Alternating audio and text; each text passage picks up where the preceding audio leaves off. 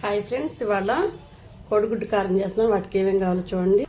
చున్నులపాయ, అలాగే కొద్దిగా పుట్నాల పప్పు, కొద్దిగా జీలకర్ర, అలాగే కొద్దిగా కారం, మనకు రుచికి సరిపడినంత సాల్ట్ మిక్సీ పట్టుకోవాలి.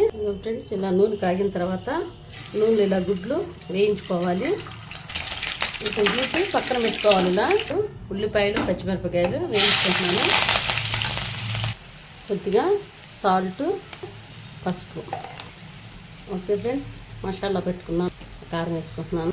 ఇందులో 2 గుడ్లు పగలగొట్టేసుకుంటున్నాను. కోడిగుడ్లు ముందుగా వేయించుకున్న కోడిగుడ్లు కూడా వేసేసుకున్నాను. ఇందులో కొద్దిగా కరివేపాకు వేసుకున్నాను. ఫ్రెండ్స్, చాలా అంటే చాలా టేస్ట్గా ఉండే కోడిగుడ్డు కారం అయితే రెడీ అయిపోయింది. చాలా ఈజీ ప్రాసెస్. మీరు కూడా నా వంటలు నచ్చితే ఒకసారి ట్రై చేయండి.